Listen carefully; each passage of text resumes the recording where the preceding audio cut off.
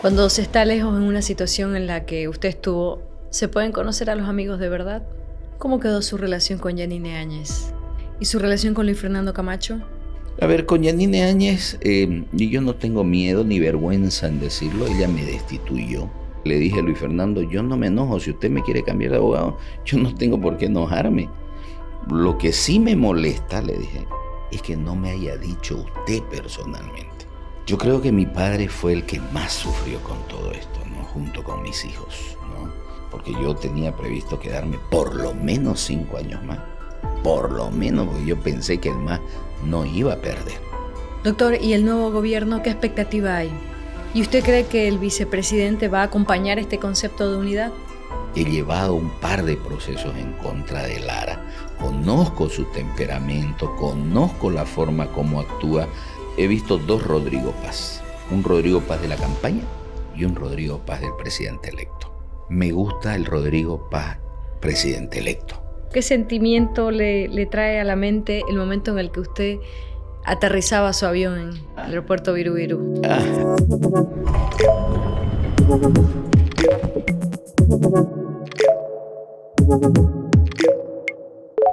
Bienvenidos a este episodio de Cuarto Piso. En esta oportunidad vamos a tener una conversación con un personaje político que ha retornado al país recientemente. Fue ministro durante la administración de Yanine Áñez, un connotado abogado en el departamento de Santa Cruz.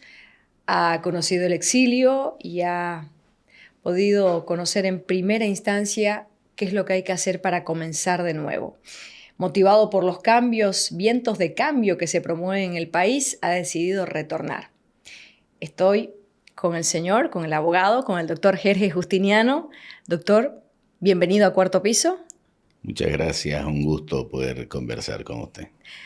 En mi calidad de periodista he tenido la oportunidad de hacerle seguimiento justamente a su salida del país, al calvario que vivió su familia, pero también ahora al retorno, no solo de usted, sino también quizás usted es el emblema de muchos otros que van a comenzar también a retornar al país. Doctor, háblenos de su momento de salida, de su decisión y de cómo se ve desde afuera lo que está pasando, lo que estaba pasando en Bolivia. A ver, yo lo que podría decir es que yo no salí del país. Yo no volví al país, que son 2 cosas distintas. Digo que yo no salí porque en realidad yo estaba fuera del país. Yo había ido a hacerme un chequeo médico. Yo tuve un infarto el año 2022 y a fines del año 2022 vuelvo a sentir una dolencia. Voy al médico y el médico me dice, espera a fin de año, puedes irte al Brasil a hacerte unos estudios, no me recuerdo cómo se llama el estudio, perfusión con talio o algo así, que no se hace en Bolivia.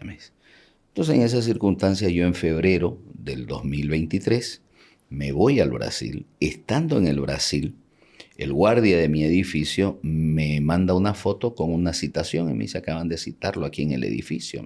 ¿En Brasil? Claro, estando yo en Brasil, el guardia de mí en Bolivia, él me manda una foto por WhatsApp y me dice, lo acaban de notificar. Miro, era una notificación en calidad de testigo para que me presente en la ciudad de La Paz. Entonces yo en ese momento envío un memorial, pido a uno de los abogados que están en el caso, era el caso de Luis Fernando, pido a uno de los abogados, en ese entonces era el abogado de la señora Yanine Áñez, que él por favor presente un memorial por mí, indicando y justificando que yo estaba en el Brasil y que no podía presentarme y que me señalen nueva audiencia. En esa circunstancia es que el fiscal me niega eso. Entonces, cuando él me niega me resultó raro porque resulta que otras personas habían tomado declaraciones a otros testigos. Vía Zoom, incluso algunos. Entonces, empiezo a averiguar, llamo a algunas personas allegadas a mí con alguna cercanía con el gobierno de ese momento y me advierten y me dicen que me iban a detener. Entonces inicialmente yo le comento a mi padre y le digo, me voy a ir, me van a detener, pero me voy a irle. Porque al final y al cabo le dije, me van a mandar a Palmasola y en Palmasola hay muchos internos que necesitan abogados. Y mientras se ventila esta injusticia del proceso, voy a tener buena cantidad de trabajo. Veía una oportunidad incluso en la posibilidad de ir a la cárcel. Entonces dije, no me va a afectar. Y mi padre me dice, no, no te volvás, te van a meter preso. Me dice. Entonces, cuando se lo comento a esta persona, que era una persona de La Paz, él me hace caer en cuenta y me dice, el doctor me dice, pero no es en Palmasola que lo van a meter preso, es en Chonchocoro. Eso me hizo retroceder. ¿Por qué? Porque yo soy un profesional que vivo de mi trabajo. Yo no tengo otra fuente de ingresos, no soy un empresario, no tengo empresa, no tengo absolutamente nada. Yo vivo de mi profesión y si yo no trabajo, mis hijos, que todavía están en la universidad, estaban y siguen todavía, no iban a poder seguir en la universidad. El crédito que yo pago todavía de la casa de donde viven mis hijos, no iba a poder pagarlo.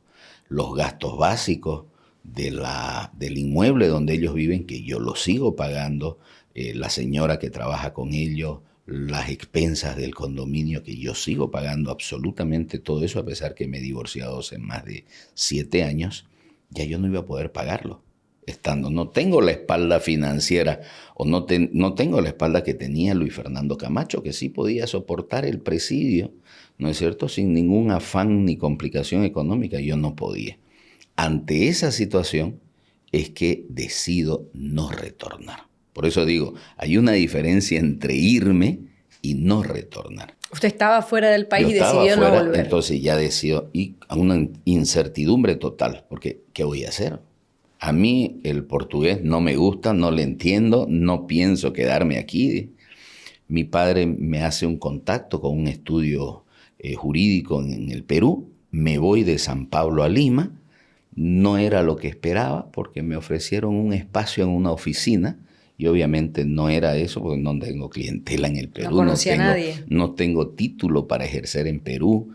Hay un trámite administrativo, pero lo más importante es tener clientela. Entonces tampoco se daba la opción y en esas circunstancias que recibo un correo electrónico de un cliente amigo, muy buen amigo, yo digo en ese momento un ángel, que me tendió una mano y me dijo, véngase a Estados Unidos.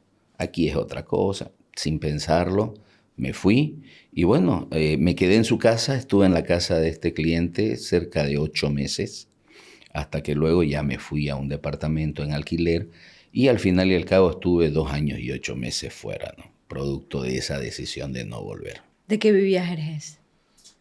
Mi estudio jurídico me permitía, no cerré mi estudio jurídico, sí hubo vamos a decirlo en un buen término, una corrida de clientes, ¿no? Porque evidentemente el cliente quiere que el abogado esté junto a él, quiere que vaya a la audiencia, que vaya y hable, que haga las gestiones con el juez, con el fiscal, con la secretaria, con el diligenciero. Eso es lo que quiere el cliente. Yo de lejos no podía. Muchos clientes se fueron con justa razón, nunca reproché absolutamente nada de eso, pero algunos se quedaron.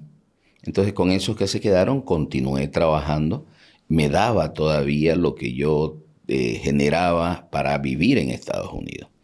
¿Hasta cuándo? Hasta que un día quería pagar mi alquiler, yo pagaba con mi tarjeta de débito boliviano mi alquiler en Estados Unidos y de repente me dicen no pasó. Llamo al banco, pregunto y me dicen, ¿sabe qué? Lo que pasa es que estamos con restricciones del uso de dólares. En ese entonces se podía usar hasta $1,000. Paulatinamente fue bajando 1,800, 500 y los últimos días ya la tarjeta de débito $20, imagínense, cada 15 días, no ni siquiera diarios, cada 15 días $20. Mi tarjeta de crédito cada 15 días $100. Entonces era imposible. ¿Qué tuve que hacer? Tuve que buscar. Busqué, gracias a Dios, también conseguí un cliente que me pagaba en Estados Unidos, ¿no? Hasta el día de hoy todavía tengo un saldo que me sigue pagando en Estados Unidos. Me faltaba, sin embargo, entonces tuve que ver la forma. ¿Se acabaron los ahorros? No, los ahorros se acabaron en los primeros 8 meses, pues, ¿no es cierto? No hay ahorro que aguante cuando usted tiene un flujo que sale muy grueso y se recortan los ingresos considerablemente, rápidamente se acabaron los ahorros. Entonces, ¿qué tuve que hacer? Busqué la forma de generar, empecé a preguntar. Una de las opciones era ser notario en Estados Unidos. Empecé a estudiar para ser notario, postulé, hay un trámite administrativo, se da un examen, se paga no solamente para postular, sino que una vez que uno es designado, se paga una póliza de fianza, ¿no? ¿Por qué? Porque en Estados Unidos todas las actividades son reguladas por los seguros. Entonces sí, y empecé a ser notario. Y adicionalmente a ello... Sí, ejerció como notario. Sí, ejercí como notario, tengo mi sello, tengo mi credencial como notario, tengo un título que me habilita, ¿no? Como notario, obviamente, en tanto y en cuanto yo era residente legal, porque la solicitud de asilo me permitía ser residente legal. Yo podía ejercer. Ahora que ya no la tengo, en el momento que yo me volví, cancelé personalmente mi solicitud de asilo. Y al cancelar pierdo mi residencia legal y obviamente pierdo la designación de notario también. ¿Y no era mejor decisión quedarse para tener el asilo? Lo que pasa es que yo no me fui a buscar la vida a Estados Unidos. Como le dije a la gente migratoria porque tuve mi entrevista de asilo. Y para ella fue sorprendente porque me dijo, realmente nadie hasta ahora en todos los años de experiencia que tengo ha venido a cancelar su asilo. Y yo fui a cancelar mi asilo porque cuando a mí me llega mi fecha de la audiencia del asilo, ya yo tenía decidido volverme, porque a mí me llega cerca del 12 o 14 de septiembre, yo recibo la notificación de mi fecha de asilo, que era el 30 de septiembre, pero ya yo el 6 de septiembre tenía boleto comprado para venirme el 3 de octubre. ¿No lo hizo pensar? No, no, para nada, no es cierto. Más bien eso yo dije fue porque estaba yo en la incertidumbre de decir qué hago con el asilo, cómo lo cancelo. Entonces la oportunidad propicia era en la entrevista. Entonces fui a la entrevista a decir que iba a cancelar mi asilo. ¿Cuántos años más tenía que estar usted para que pueda tener la calidad de asilado sin perderla cuando salga del país? El tema del asilo en Estados Unidos es una figura bien singular, bien peculiar. ¿Por qué? Porque cuando uno solicita el asilo, en el momento que uno presenta la solicitud, en ese momento uno está garantizado de una residencia legal. Es más, le llega una notificación donde le dice que a partir de este momento le dice usted no puede salir del país. Hay una prohibición de salir del país. No solo que le garantizan una permanencia legal, pero además le prohíben salir del país. Hasta que llega el momento de la audiencia, hay muchos casos que transcurren entre 6, 8 a 10 años. Lo raro es que a mí me llegó a los 2 años y 7 meses, porque yo solicité 2 años y 3 meses. Yo solicité mi asilo en mayo, junio, julio, agosto, septiembre. Prácticamente 2 años y 4 meses me llegó mi audiencia. ¿Y por qué cree que la de usted fue tan rápida? No lo sé, ¿no? En su momento, digámoslo así, en mi angustia, en mi desesperación, porque no salir del país también era complicado. Tuve 2 ocasiones para salir del país por razones profesionales. Una era Alemania, que tenía que ir con un cliente, acompañarlo a hacer unas gestiones en Alemania y no pude ir. Otra fue a México, tenía un cliente que me dijo, acompáñeme a México, usted está cerquita de México, pero no podía salir. O sea, era una imposibilidad, inclusive en lo profesional. Entonces, moví, no sé, no puedo decir moví influencia, porque en Estados Unidos uno no puede decir tiene influencia, ¿no es cierto? Un poco más difícil, ¿no? Un poquito más difícil, pero lo cierto fue que sí me contacté con un cliente, Jacob Ostreicher. Me contacté con él muy agradecido, ¿no? Nos vimos después de casi 10 años, también 12 años nos vimos. Jacob se fue el año 2013, 2015, si mal no recuerdo, 10, 12 años que no nos veíamos. Y no de tener ganas de volver. No, obviamente. Entonces, ni quería que yo vuelva, ¿no? Porque me decía, ¿cómo vas a volver allá? Entonces, Jacob, él tuvo la ayuda de un congresista americano, ¿no? Que yo personalmente lo conocí cuando él vino acá, a través de la influencia de su rabino judío.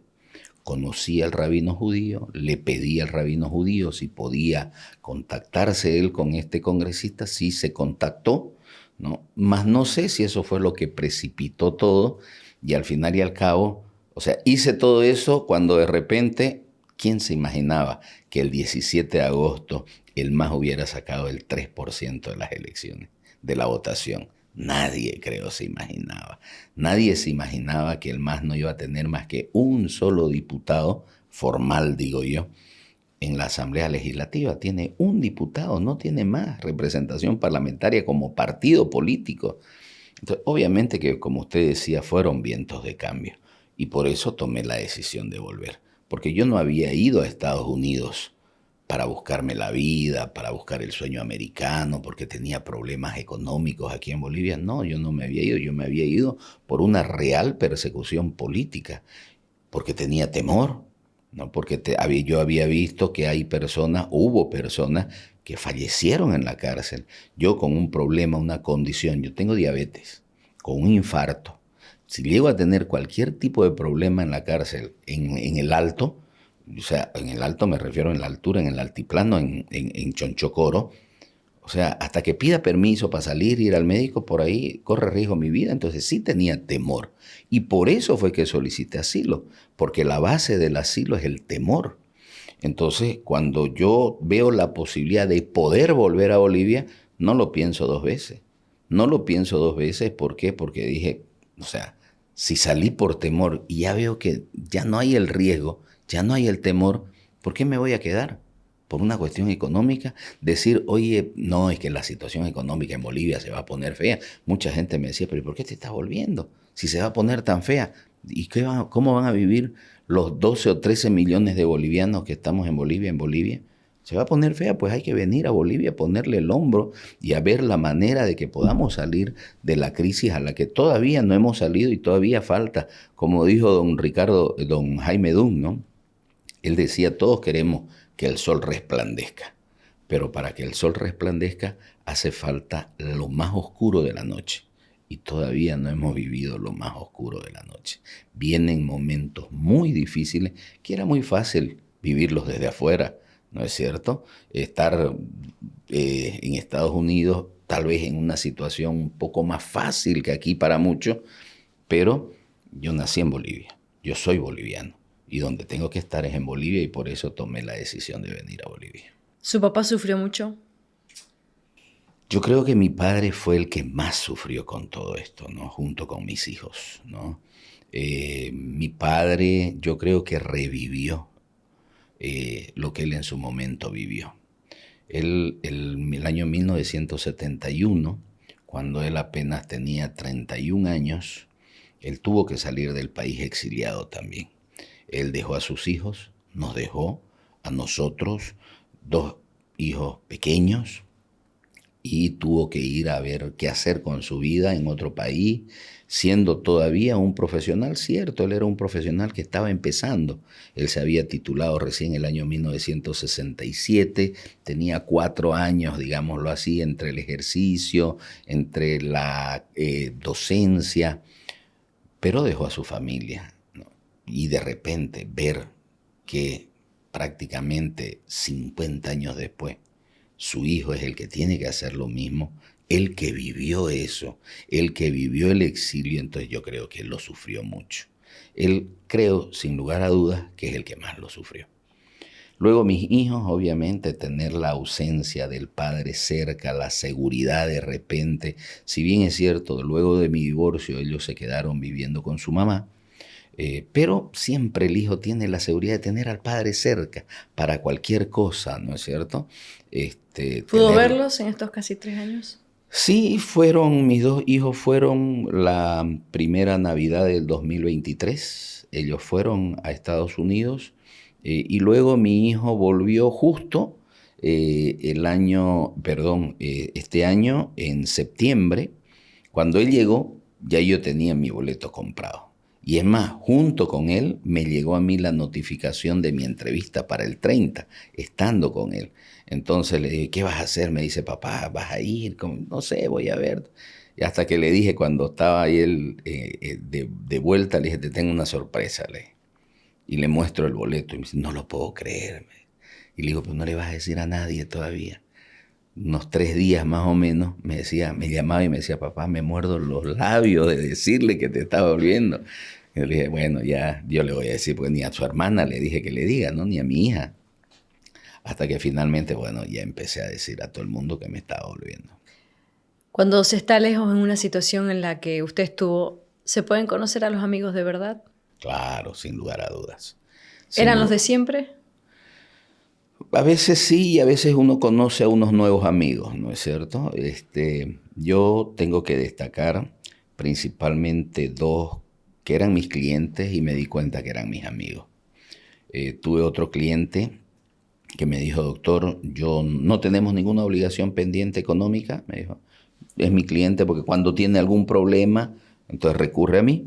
Me dice, no tenemos ninguna obligación pendiente, ninguna. Me dice, pero ¿sabe qué? Yo lo voy a darle a cuenta de honorarios, me dijo, ¿no?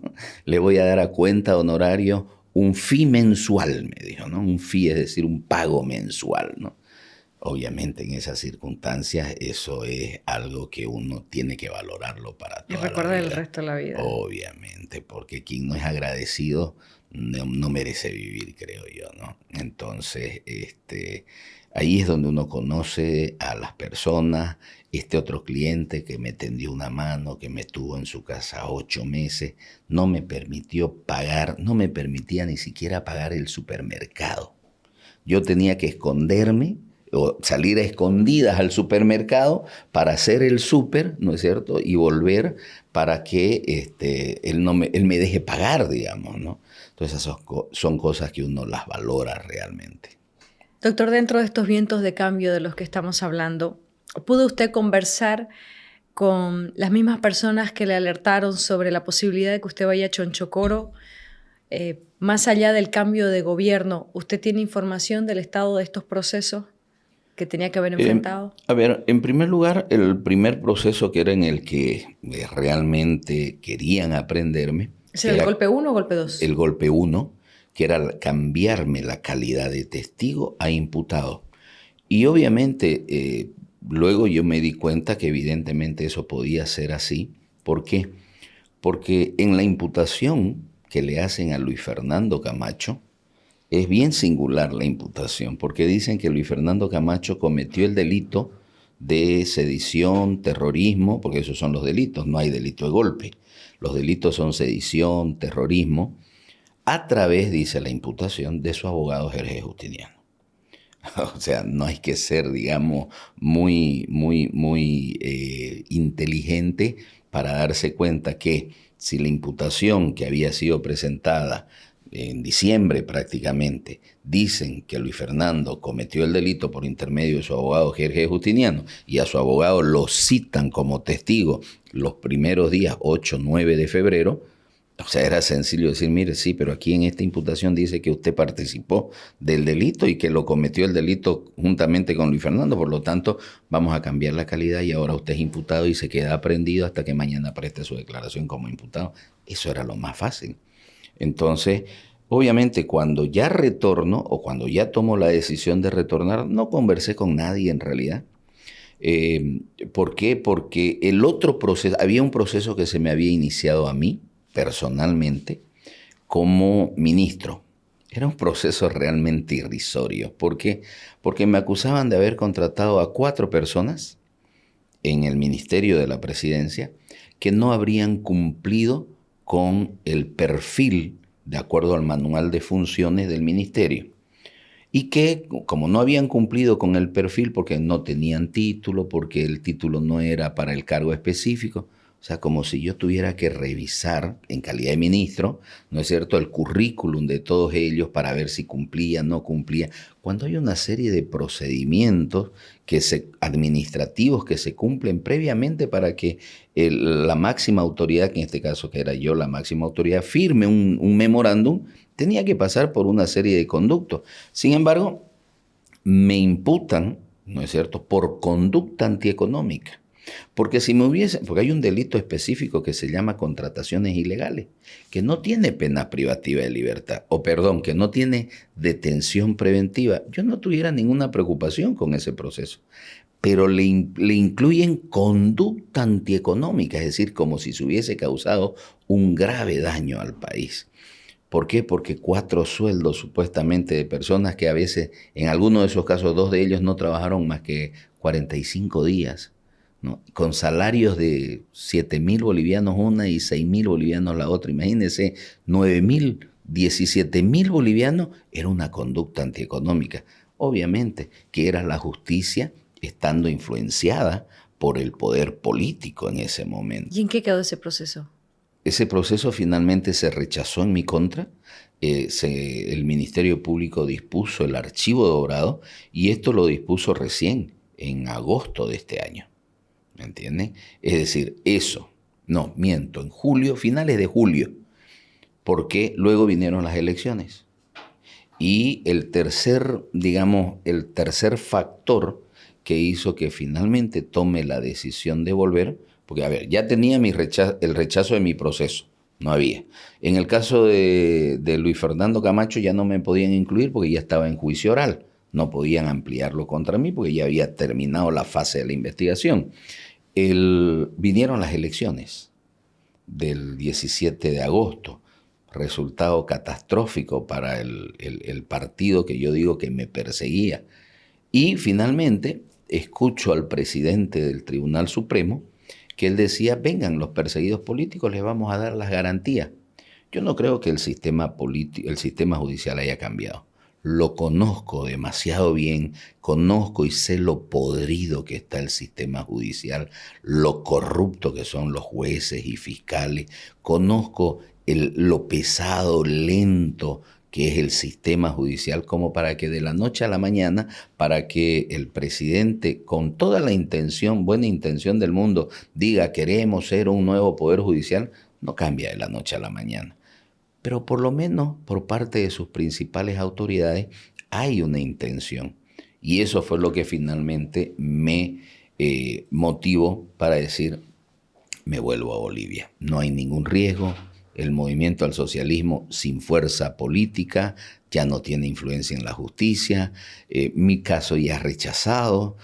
El presidente del tribunal que garantiza, ¿no es cierto?, que en estos procesos con contenidos políticos va a haber una actuación más imparcial, entonces las condiciones estaban dadas para volver.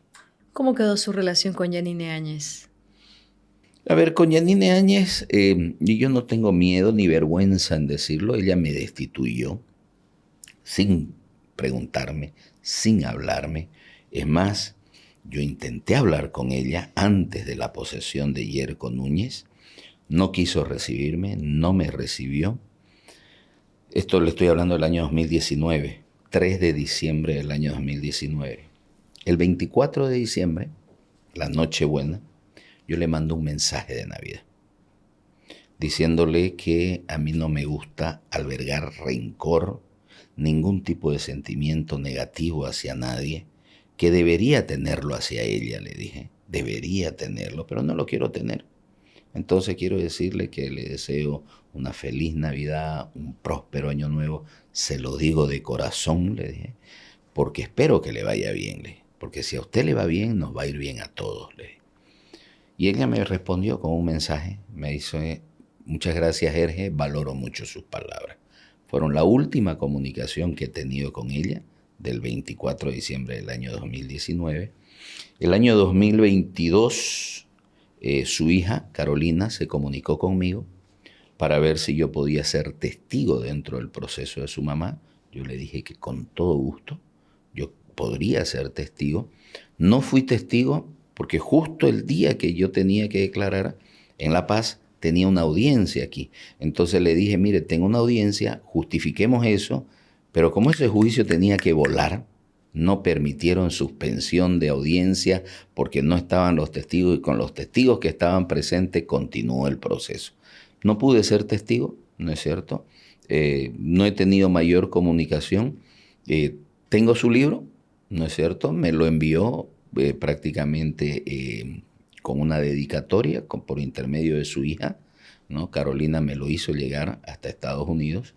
No tengo una mala relación con ella, ¿no es cierto? En realidad no tengo relación, ¿no? No tengo relación, pero no es mala, digámoslo en términos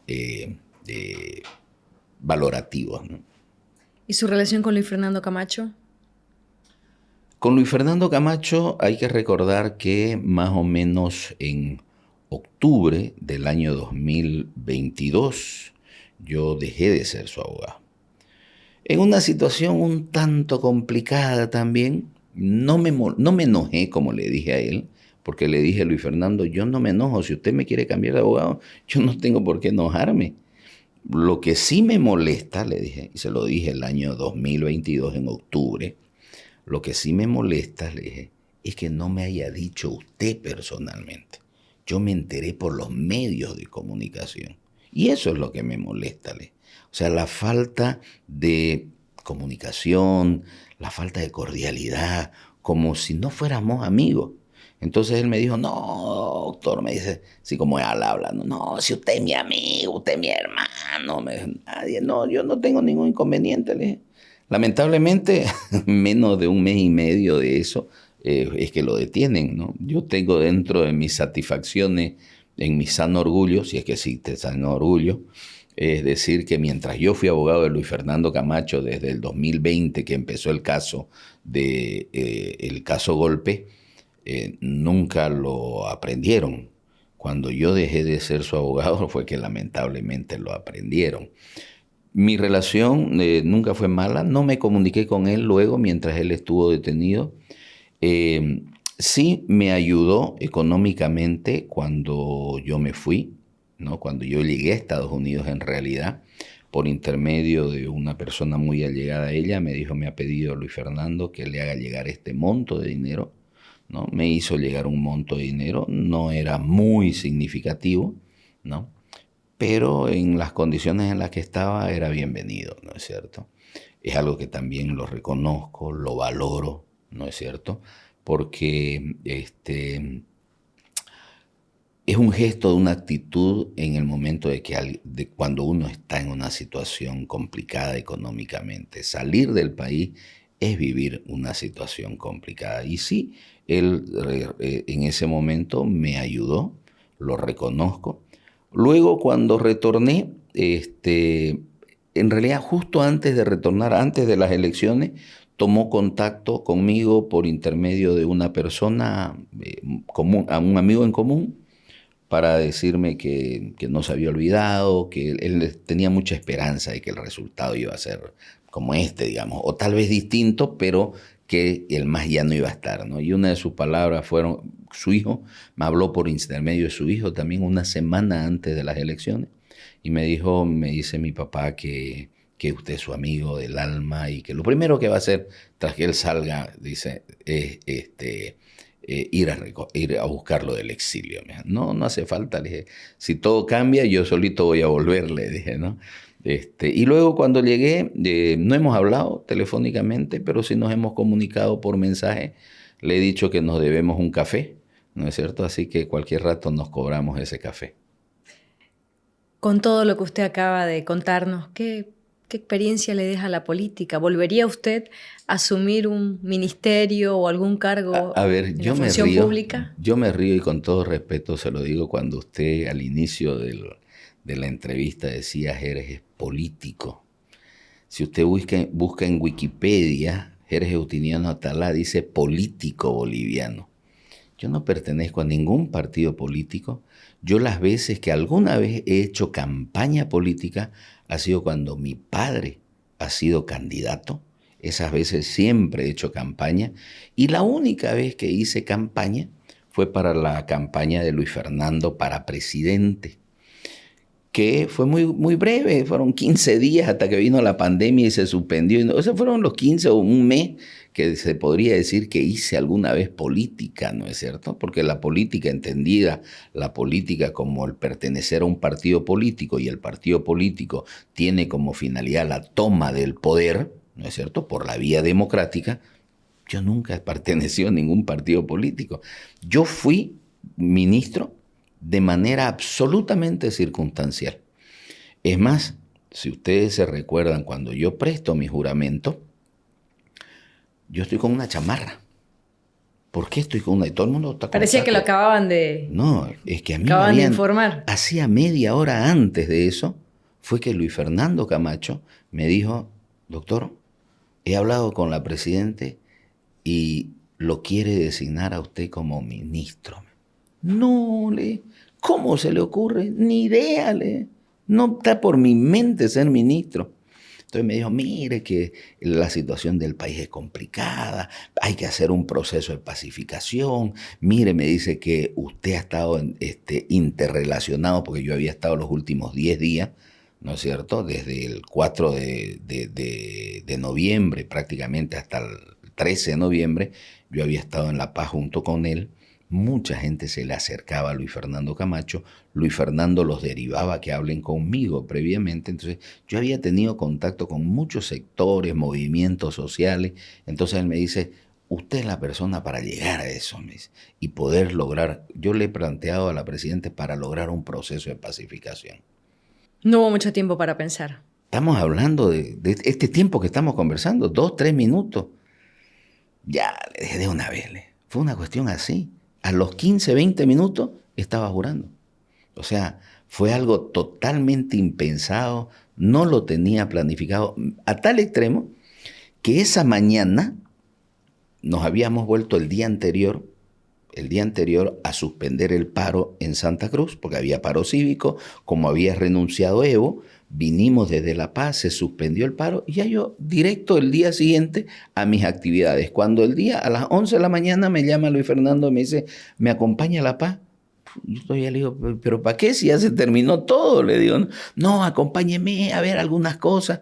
Bajo ese argumento es que yo me voy a la ciudad de La Paz y ya en la noche, después de la posesión de Yanine, es que me dice esto media hora antes del juramento, es decir, no lo tenía pensado, no estaba dentro de mis cálculos, de mis probabilidades, y sucedió y vino luego los 21 días, porque también 21 días duró mi gestión como ministro, nada más, y luego de ello vino el tema del exilio. Yo no soy político. Otra cosa es que tenga cuna política y que tenga... Gran cuna política. Claro, obvio, pues en mi casa se habla de política todo el tiempo, pues en la casa de mi padre, ¿no?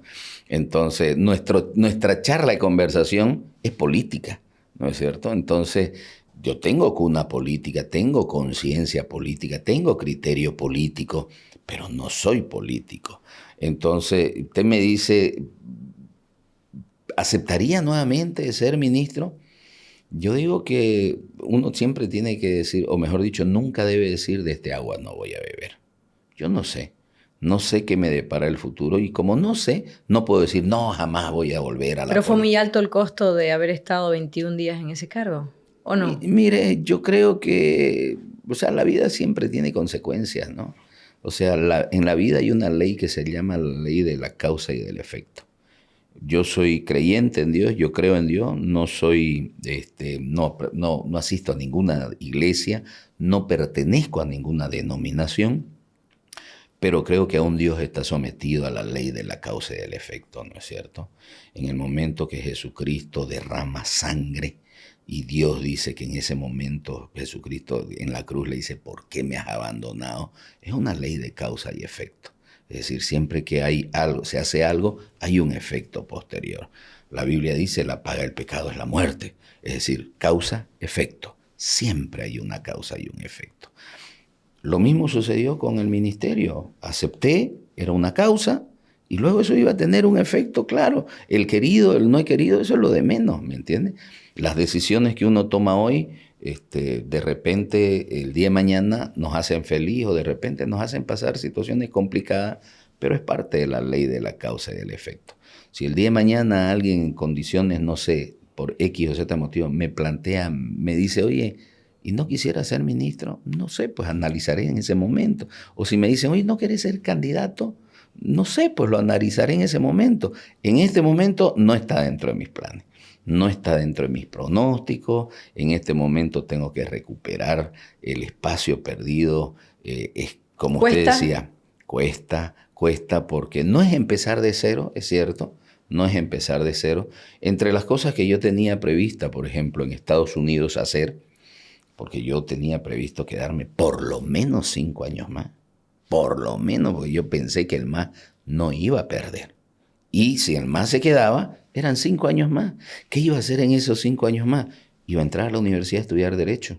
No iba a convalidar mi título. iba a entrar a empezar a estudiar derecho. Yo quería ser abogado americano allá, ¿me entiendes? Y para eso tenía que ir a la universidad 4 años. Estaba dispuesto a hacerlo. Eso era empezar de cero, ¿no? Porque iba a empezar literalmente de cero. Volverme ha sido volver a empezar, no de cero, porque gracias a Dios tenemos cierta imagen, cierto prestigio que hace que la gente vuelva a buscarnos. No es empezar de cero, un poquito más de cero, digámoslo, ¿no es cierto? Tal vez de 1 o de 2, pero es volver a empezar. Es duro, cuesta, porque no es lo mismo, pero confiamos, somos optimistas y confiamos en Dios sobre todo de que nos va a ir siempre mejor. Doctor, ¿y el nuevo gobierno qué expectativa hay? Hay una situación muy difícil por superar. Veo muy peculiar este nuevo gobierno, ¿no? ¿Por qué lo veo muy peculiar? Porque he visto 2 Rodrigo Paz. Un Rodrigo Paz de la campaña y un Rodrigo Paz del presidente electo. Me gusta el Rodrigo Paz presidente electo. No me gustaba el Rodrigo Paz candidato.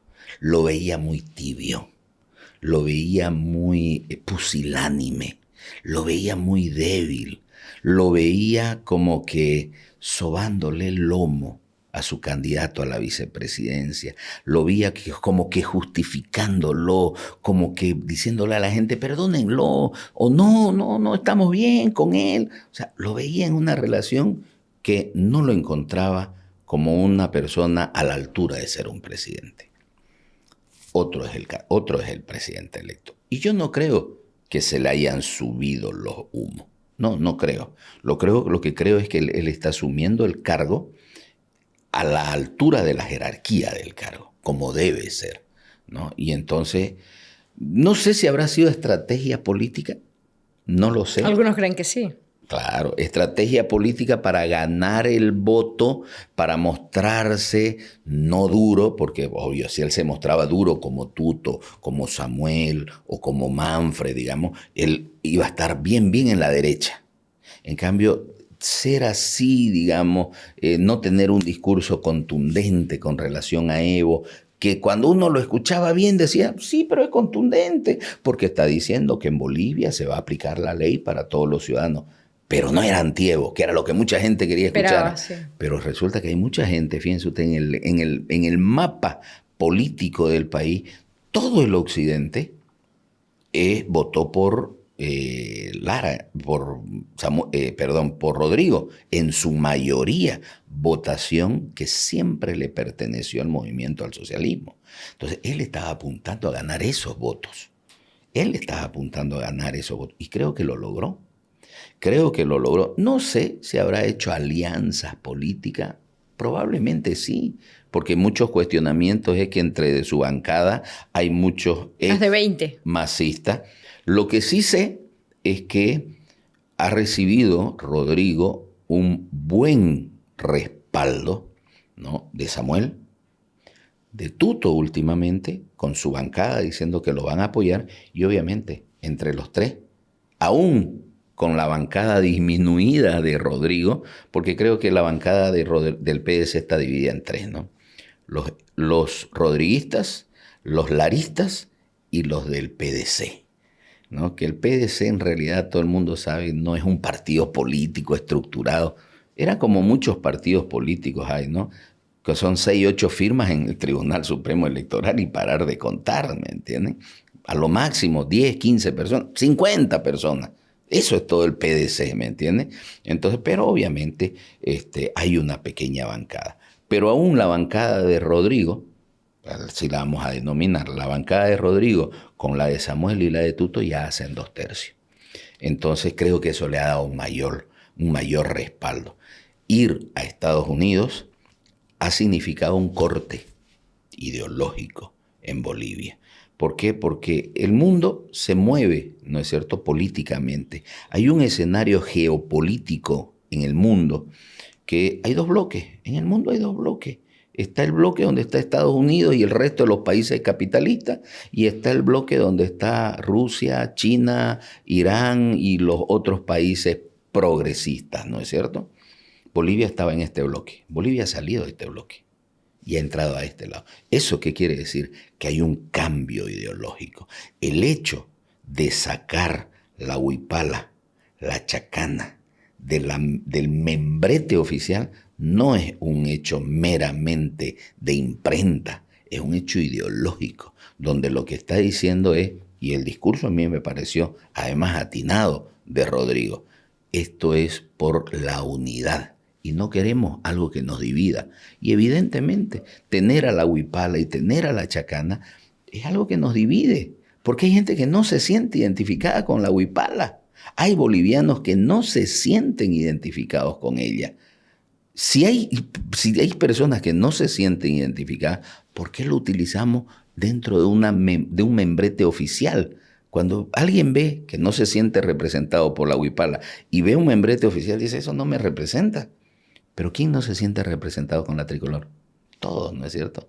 ¿Quién no se siente representado con el escudo? Todos nos sentimos representados. Esas son cosas que unen. Pero más allá de ese concepto de unidad, hay un corte ideológico. No más división, que es lo que siempre hizo el MAS. Porque además el discurso ideológico del movimiento al socialismo es de división. Desde el propio Marx, ¿no es cierto?, planteaba la división, la lucha de clases, permanentemente el rico, el pobre, el oprimido, el opresor, el blanco, el negro, el de la ciudad, el del campo, el proletario, el burgués. Siempre hay ese conflicto y ahora lo que hay es un concepto distinto y hay un corte ideológico, creo. ¿Y usted cree que el vicepresidente va a acompañar este concepto de unidad? Yo creo que no. En ese sentido, por eso le decía inicialmente, es una gestión muy singular la que se viene. Yo creo que es primera vez que antes de la posesión hay una ruptura. Creo que en este momento hay una ruptura entre Rodrigo y el señor Lara. Lo ha dicho el propio Lara, ¿no es cierto? Ya no me contesta, ya no me habla, ya no es lo mismo que antes. Obvio, ¿no? Parte de su inmadurez política de él, ¿no es cierto? Porque, bueno, quienes los hemos visto, quienes lo conocemos particularmente, no es mi amigo, pero lo conozco, he llevado un par de procesos en contra de Lara, conozco su temperamento, conozco la forma como actúa y obviamente, no, para empezar, yo no creo que no esté a la altura del cargo, a diferencia de Rodrigo. ¿Me entiendes? Rodrigo mostró que está a la altura del cargo ya. En cambio, él no prácticamente. Y va a ser una gestión bien complicada porque su mayor opositor va a ser su vicepresidente. Creo que el que le va a gestar los mayores conflictos sociales van a venir por parte del vicepresidente, porque ya lo hemos escuchado al propio Evo, lo hemos escuchado a Loza, lo hemos escuchado a Andrónico, inclusive que era diputado, que todavía es diputado creo, Rolando Enríquez, que es Rolando Enríquez Cuéllar, ¿no es cierto? Él renuncia al apellido de su papá, todo el mundo lo conoce como Rolando Cuéllar, pero es Rolando Enríquez él, ¿no? Hasta él ha dicho que están apoyando a Lara, ¿no es cierto? Entonces, sin lugar a dudas, va a haber ahí y este grupo que no es un grupo que haya que perderle cuidado, ¿no? No nos olvidemos que el voto nulo de la primera vuelta fue un voto consigna. Evo Morales apostó por el voto nulo. 20% sacó en la primera vuelta. ¿Por qué en la segunda vuelta solo el 4%? Porque el 16% inclinó la votación, sin lugar a dudas. La inclinó la votación. Entonces va a haber una gestión muy complicada porque va a haber una complicación de adentro y de afuera. Y si a eso le agregamos la crisis económica que se va a agravar, porque se tiene que agravar, la única forma, ya lo ha dicho Rodrigo, tenemos un Estado muy grande, hay que achicarlo. ¿Qué es achicar el Estado? Todo el mundo habla de achicar el Estado, es despedir gentes. Y eso no va a caer bien. A nadie, ¿no es cierto? Las propias empresas privadas van a despedir gente también. ¿Por qué? Porque tenemos una inflación y tenemos una devaluación del boliviano. ¿Qué quiere decir? Nuestro boliviano cada vez cuesta menos porque los productos cada vez cuestan más. Entonces, ¿qué va a pedir la gente? La gente va a pedir aumento de salario. Y la carga social se vuelve más pesada. Entonces, las empresas no van a poder aumentar. ¿Qué les va a quedar? Si tengo 100 empleados, la única forma que tengo de aumentar salario es recortar personal para que a los que se quedan les aumento. Es la única forma. Entonces, hay gente que se va a ir del sector público, del sector privado. Va a venir una crisis económica. El momento de mayor oscuridad todavía no ha llegado. Todavía. Y eso es lo que lo va a tener que enfrentar Rodrigo, ¿no? Con una disputa interna con su vicepresidente y externa con estos movimientos sociales y estos factores económicos. Doctor, háblenos ahora del día que llegó. Hablemos de temas más agradables.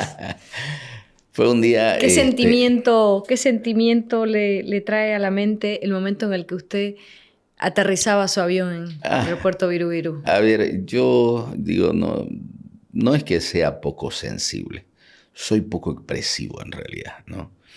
Así como el sufrimiento, la alegría, y así como la alegría, el sufrimiento, siempre la procesión va por dentro, dicen, ¿no?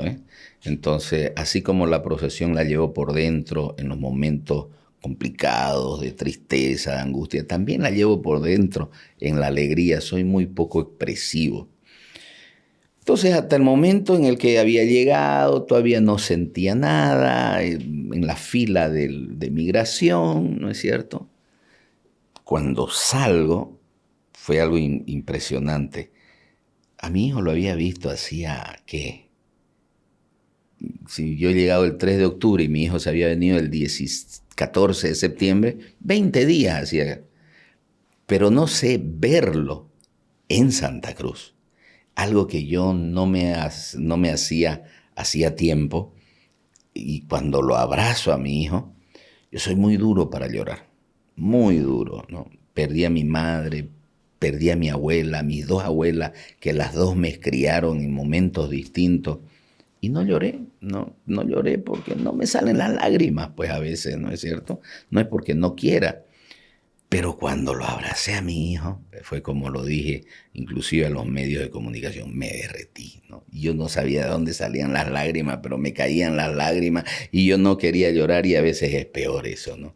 Y esa fue una alegría muy grande, ¿no? Ver la alegría de mi padre, sentir el abrazo de mi padre, un abrazo distinto. Uno siempre se da un abrazo, ¿no? Pero uno siente cuando, es como dicen los mexicanos, ¿no? Cuando lo apapachan a uno, ¿no es cierto? Cuando lo abrazan con el alma. ¿Qué le transmitía a su papá con ese abrazo? O sea, fue una sensación de tranquilidad, de paz, pero impresionante, ¿no? Y luego salimos ahí al aeropuerto, la tamborita, ¿no es cierto? Algo tan típico, algo que no se ve allá, ¿no es cierto? Que estar 2 años y medio, 2 años y 8 meses lejos de eso. Entonces fue como que esto es lo que extrañaba más o menos. Y luego llegué a mi departamento en el edificio donde vivo y estaban esperándome mis amigos ahí, y prácticamente llegamos ahí tipo 8 de la mañana, y el último de mis invitados se fue el día domingo a las 12 de la noche. Estuvimos prácticamente casi, creo que dormí... me eché a las 2:30 de la mañana del domingo, y desperté a las 8 porque tenía invitados en mi departamento. Todos seguían, ¿no es cierto? Hasta las 12 de la noche. Y ahí es donde prácticamente dije, en realidad esto es lo que extrañaba.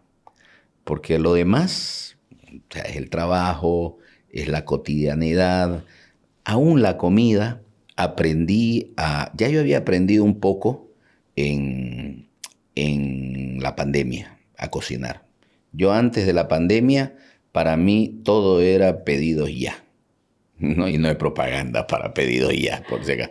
Pero era todo, desayuno, almuerzo, cena, o si no, almorzaba al frente del palacio o a media cuadra de mi oficina, porque yo no cocino, no cocinaba, era un 0 a la izquierda. En la pandemia aprendí, ¿no es cierto? Gracias a mi novia, que ya yo vivía en esos tiempos, bueno, entre allá y ella se iba, cuando se podía ella se venía, y me empezó a enseñar a cocinar. Empecé a mis pininos en la pandemia. Pasó la pandemia y me olvidé de cocinar. ¿Qué cocinaba? No, al principio eran hacer sopas principalmente, ¿no? Las de sobre. No, sopa, ¿no? Sopa de hueso, sopa de fideo, locro. Pero ya en Estados Unidos, ¿no?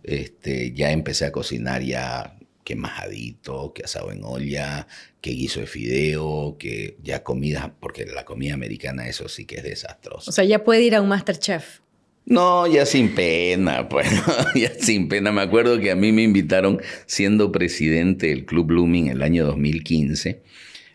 No era MasterChef, pero hacían algo y siguen haciendo, creo, algo así como unos eventos Benéficos. benéficos de ser chef. No me atreví a ir, porque obviamente en ese entonces, el 2015, yo hervía agua y la quemaba, pues, ¿no es cierto? O sea, Pero ahora sí ya está apto. no, ahora sí, no, ahora ya soy un crítico de la cocina. Me gusta mucho la cocina, increíblemente. Antes no me gustaba porque no, ahora entre mis pasatiempos está el de mirar recetas de cocina en las redes sociales, ¿no? Y las guardo, ¿no? Dos cosas en las redes sociales, en mis redes sociales. Jurisprudencia y recetas de cocina. ¿No se arrepiente de haber renunciado al trámite de asilado político en Estados Unidos? Para nada, para nada. Estar en Santa Cruz, el otro día me decía una señora, ¿y qué tal? ¿Cómo se ha sentido en Santa Cruz? ¿Sabe qué? Santa Cruz es esas ciudades que a uno no les gusta porque ve cosas que son feas, ciudad desordenada, caótica en el tráfico, sucia, pero cuando está lejos la extraña. Es increíble, ¿no es cierto? Estar aquí es estar, o sea, vengo, y no es ninguna vanagloria, vengo del primer mundo y vengo de una ciudad preciosa como es Orlando. Orlando es una ciudad preciosa, se llama la ciudad hermosa, The Beautiful City se llama, porque es la ciudad hermosa, con avenidas amplias, ¿no es cierto? La zona de los parques, la zona de Disney es paradisíaca, pero eso no se cambia con Santa Cruz. O sea, Santa Cruz será el tercer mundo o seremos países en vías de desarrollo, como le quieren decir los progresistas, ¿no es cierto? Pero somos un tercer mundo, no llegamos al segundo mundo. No hay tierra como mi tierra. Pero no hay tierra como mi tierra. Santa Cruz es prácticamente, es donde uno se crió, ¿no es cierto? Y uno se siente bien por el solo hecho de estar aquí. Doctor, le quiero agradecer mucho por esta conversación, por estas reflexiones. Una conversación que yo le había comentado hace semanas atrás, estaba pendiente. Y estos vientos de cambio, insisto, estos vientos de cambio que no solamente nos han traído ahora un exministro, un reconocido abogado, sino que también pareciera traerán a muchos otros bolivianos que extrañan su tierra y que quieren, como usted, volver a sentir. Ojalá, espero que, yo digo, no debería haber un solo boliviano fuera de Bolivia si no es haciendo turismo. No deberían irse los bolivianos ni por razones políticas, ni por razones económicas. Solamente deberían salir de Bolivia por razones de placer, para ir a conocer un lugar al otro.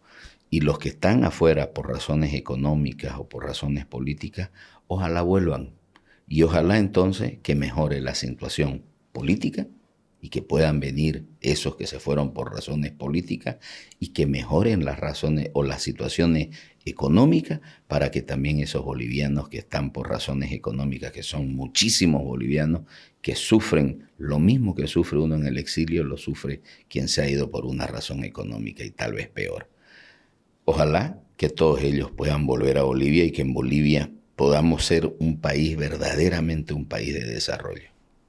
Muchas gracias. Gracias.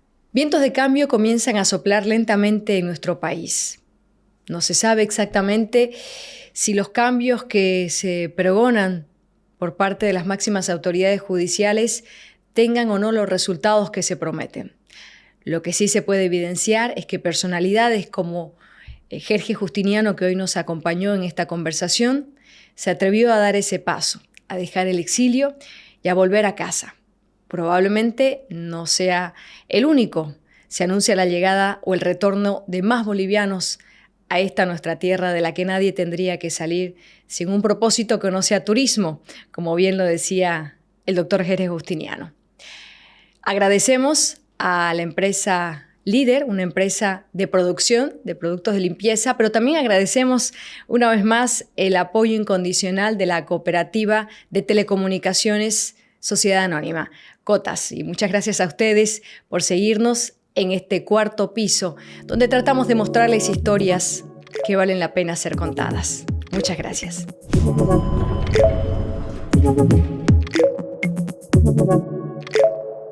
Thank you.